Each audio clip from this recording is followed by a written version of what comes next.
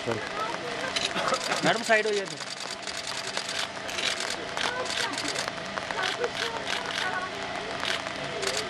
पीछे पीछे sir side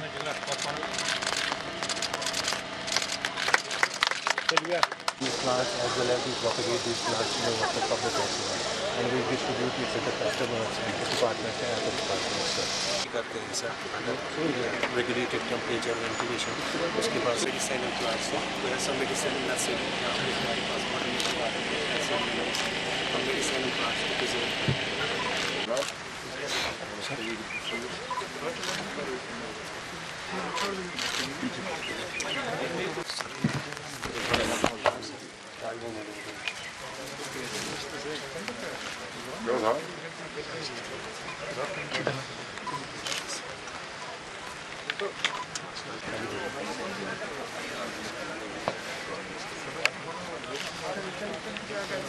आदाब, क्या बनाती हैं आप? जी मैं तो एक कटवर्स के साथ करती हूँ। दूसरा एसेंशियल ऑयल्स हमारे लेवेंडर है, रोज़ है और जेलिनियम ऑयल, रोज़ ऑयल, और इनकी प्राइमरी प्रोसेसिंग भी थोड़ा बहुत वैल्यू एडिशन भी करते हैं। साथ में हमारी नर्सरी भी है, ऑर्नामेंटल नर्सरी सर ये वाह, बस हो गया। जम्मू से पास भी मैं जानता हूँ ग्रीन स्ट्रीट नर्सरी।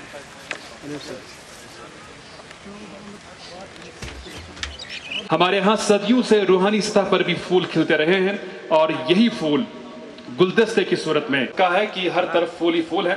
मैं महकमे फूलबानी के कमिश्नर सेक्रेटरी जनाब शेख फयाज अहमद साहब से दरख्वास्त करता हूँ कि आज की तकरीब के मेहमान खुसूसी मेरी दरख्वास्त होगी फयाज साहब से कि सलाहकार जो है हमारे एडवाइज़र साहब जो है आर भटनागर साहब, इनकी खिदमत में भी फूलों का ये नजराना है। Material packing centre floor growers training में अहम रोल अदा करें। Doctor A K. मेहता साहब चीफ सेक्रेटरी का तहे दिल से शुक्रिया अदा करना चाहता हूँ। पुरानी कहावत है कि फूल को जिस निगाह से देखिएगा फूल वैसा ही हो जाएगा। कुछ लोगों के लिए ये आकर्षण का केंद्र है, तो वहीं अभी एक ग्रोवर यहाँ से बोल रहे थे, नौजवान साथी बारामूला के, उन जैसे नौजवानों के लिए एक मिशन है। फ्लोरिकल्चर डिपार्टमेंट तथा उससे जुड़े जम्मू कश्मीर के 8,215 फ्लावर ग्रोवर्स के लिए तमाम तरह की प्रजातियों का संरक्षण और उनका विकास एक मिशन सरीखा ही मैं मानता हूँ। फ्लोरिकल्चर डिपार्टमेंट ने इस साल टूलिप फेस्टिवल में एक नया रिकॉर्ड बनाया है। मुझे बताया गया है कि 27 मार्च को मात्र एक दिन में 36,473 विजिटर्स ट्यूलिप गार्डन आए थे तथा जम्मू कश्मीर फ्लोरिकल्चर की देश भर में प्रसिद्धि को ये प्रतिबिंबित भी करता है। आप सबको मालूम है कि इस वर्ष मार्च में जो गर्मी पड़ी है लगभग 100 सालों का रिकॉर्ड टूटा है, जिसकी वजह से ट्यूलिप गार्डन को पहले ही बंद करना पड़ा। फिर भी जो आंकड़े अभी बताए गए 3,60,000 विजिटर्स इस आकर्षक ट्यूलिप फेस्टिवल में आए थे। मैं समझता हूं कि जम्मू कश्मीर टूरिज्म के लिए भी और जैव विविधता के लिए भी बहुत ही महत्वपूर्ण है। मुझे लगता है कि अगर इस शहर को फूलों का शहर कहा जाए तो मेयर साहब कोई आपत्ति आपको नहीं होगी, नहीं ना?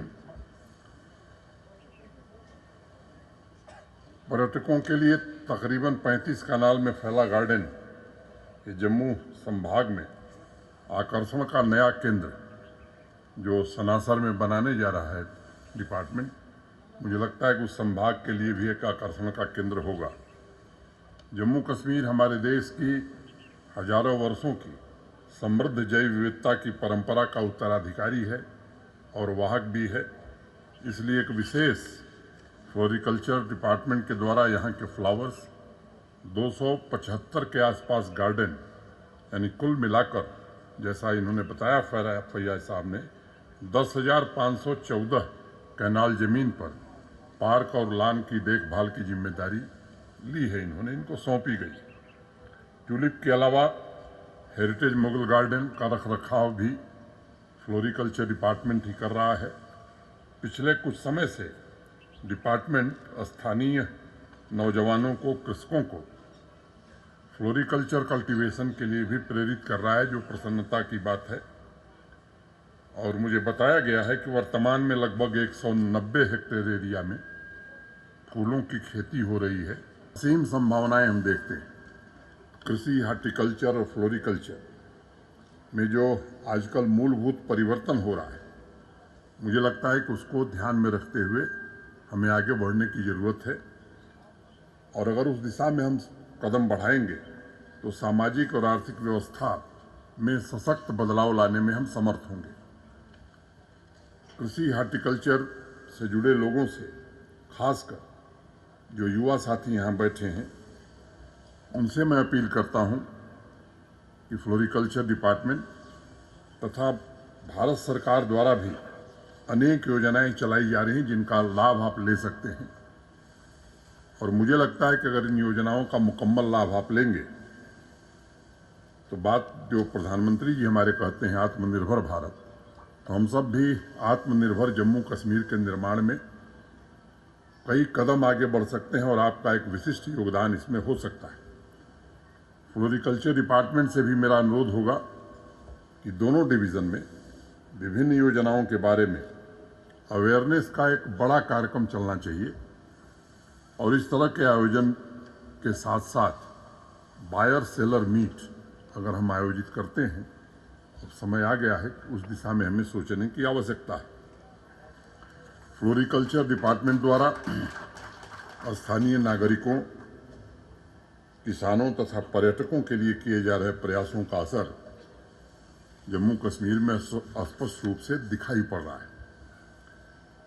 मुझे ध्यान है जब जम्मू में थे हम, इसी वर्ष 11 फरवरी को आस्था, सनातन धर्म और मंदिरों की नगरी जम्मू में बागे बहू को एक नया स्वरूप प्रदान किया गया। और वहाँ भी देश विदेश से जो पर्यटक आ रहे हैं, डुग्गर संस्कृति और जम्मू कश्मीर के ऐतिहासिक धरोहरों को करीब से समझने का मौका उन्हें मिल रहा है। आज़ादी के अमृत महोत्सव में जम्मू कश्मीर के गौरव को पुनर्स्थापित करने के लिए कई निर्णय पिछले दिनों हुए हैं। विश्व मंच पर यहाँ की संस्कृति और इतिहास को शीर्ष पर पहुँचाया जाए, इसके लिए हमें शिद्दत से प्रयास करने की जरूरत है।